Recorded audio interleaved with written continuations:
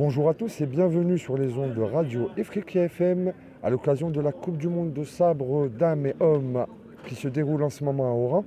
Nous recevons Madame Marjorie Ginouvier-Dufresne, directrice technique de la compétition. Bonjour Madame Dufresne. Bonjour cher ami. Pouvez-vous Madame nous livrer vos premières impressions sur cette compétition, sur les finales et sur le niveau de cette journée? Alors c'est une très belle reprise, puisque là nous sommes à quelques mois après les Jeux Olympiques. Donc les athlètes ont repris leurs entraînements. Ils ne sont pas complètement à pleine puissance bien évidemment, puisque c'est un début de saison, année post-olympique. Mais nous avons assisté à de très très beaux matchs, de belles émotions, notamment avec la victoire de la Coréenne, qui était très émouvante, et du Français, bien sûr, Sébastien Patrice. Donc je suis assez satisfaite de l'ambiance de cette compétition qui se trouve dans ce magnifique stade.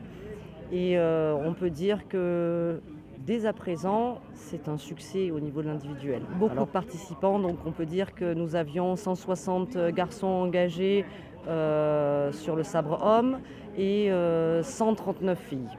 Donc c'est un beau succès. Je ne m'attendais pas à voir autant de sabreurs prêts pour cette première compétition de l'année. Faut-il le rappeler exactement, début de saison dans une année post-olympique. Fares Ferjani nous le révélait tout à l'heure ce matin, lui qui a souffert de ce flux nerveux olympique, qui n'avait pas assez faim, assez de mordant. Il y a eu de très beaux matchs, très accrochés, de beaux duels, quelques petites déceptions. Déceptions pour les sabreurs africains. Mitigés, les deux Tunisiens éliminés au premier tour. Comme je vous l'ai dit, c'est un début de saison. Donc en effet, c'est une reprise, ça permet de se juger, de se tester, de voir de nouvelles têtes qui apparaissent et puis certains qui ont disparu puisqu'ils ont pris leur retraite. Mais il y a de bons espoirs pour le sabre africain, je pense. Oui. Ils n'ont pas dit leur dernier mot et je pense qu'on va assister tout au long de l'année à un beau déploiement en fait, de leur savoir-faire et de leur maîtrise dans l'arme. Effectivement, à l'image de la sélection algérienne et de la sélection tunisienne qui intègre beaucoup de juniors en prévision la préparation du nouveau cycle olympique Los Angeles 2028. On a vu beaucoup de juniors, on espère encore les voir lors de la compétition par équipe. Aujourd'hui, un vivier de jeunes talentueux et en parallèle se doter d'infrastructures telles que ce magnifique complexe olympique. Une autre Coupe du Monde approche dans quelques semaines, dans quelques mois à Tunis. Aujourd'hui, comment voyez-vous cette évolution logistique et matérielle côté fédération africaine pour pouvoir encore grimper d'un cran au niveau de l'escrime, en général bien sûr? Alors déjà, cette compétition, c'est une épreuve que je suis déjà depuis 3 ans. Et je peux vous dire qu'en termes de qualité, de service apporté aux athlètes, et à la fois en qualité de présentation, comme vous voyez derrière, d'aménagement, d'accueil d'athlètes, je peux vous dire qu'il y a un travail sérieux qui a été fait depuis quelques années par cette fédération qui est vraiment jeune, avec des gens extrêmement motivés. Donc ça donne un grand espoir pour l'avenir. Et je suis très fière de venir sur ces compétitions-là. Et c'est très important que l'Afrique défende ses intérêts au niveau de l'escrime international et qu'elle soit représentée à juste titre. Et en ce sens-là, l'Algérie, comme la Tunisie d'ailleurs, puisque vous l'avez si bien dit, il y a un Grand Prix qui se prépare à Tunis dans quelques mois, c'est le rayonnement de l'Afrique, c'est la représentativité de l'escrime par le biais du sabre, bien sûr, puisque vous savez que nous avions 3 armes, le fleuret, l'épée et le sabre. Mais c'est important que ces compétitions demeurent et restent en Afrique et qu'elles se développent et qu'elles donnent un vrai rayonnement à l'escrime mondial. Aujourd'hui, qu'est-ce qui manque selon vous en tant que responsable à la Fédération internationale d'escrime pour qu'il y ait plus de pays africains qui adhèrent à ce sport au-delà du côté financier et logistique? Aujourd'hui, c'est vrai que ce sont les pays d'Afrique du Nord, on peut rajouter aussi l'Égypte, également l'Afrique du Sud, Tout à fait. l'Afrique australe, Mm. mais en Afrique de l'Ouest, en Afrique Vous avez aussi centrale. le Sénégal aussi. Le Sénégal, quand même, organise pas mal de compétitions aussi.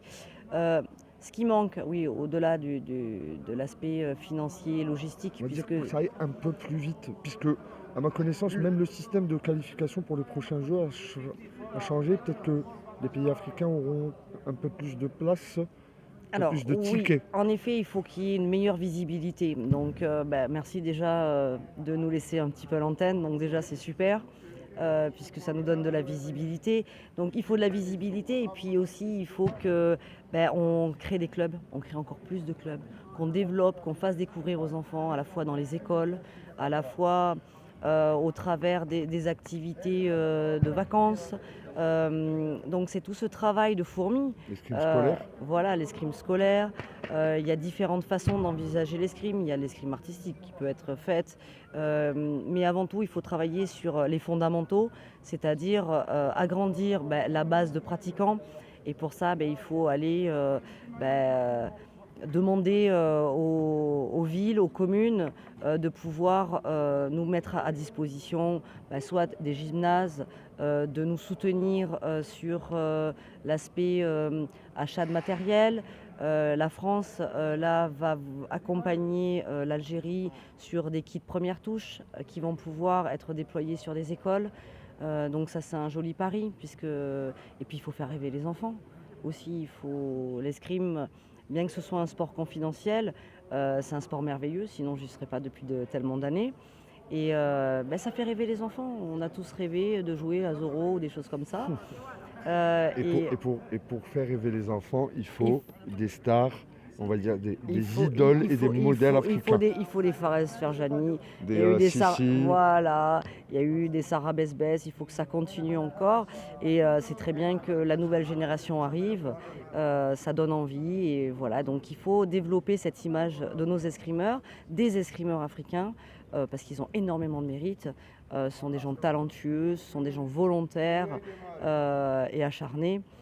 Donc tout ça, il faut, au travers de cette image qui est hyper positive de nos escrimeurs, la diffuser pour que les plus jeunes puissent aller découvrir un club d'escrime, aller s'essayer à l'escrime et découvrir finalement que c'est vachement cool et que c'est un sport différent, ça va pas être du football.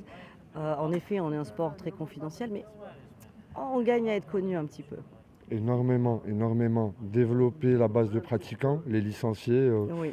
de manière un peu, on va dire, généraliste, mais également avoir des idoles, des modèles et des référents, on Oui. va dire, qui drainent derrière des pratiquants et une volonté de découvrir ce sport.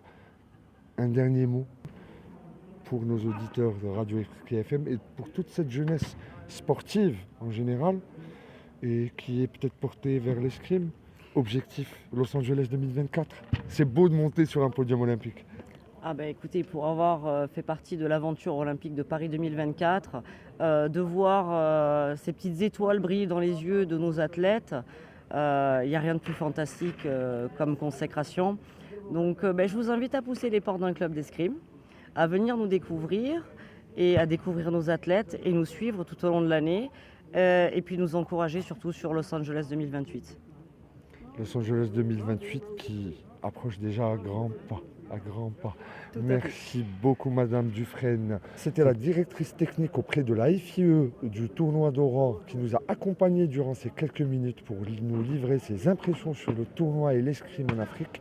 Merci de nous avoir suivis. C'était Fouzi Merad. Restez branchés sur les ondes de Radio Effleuri FM.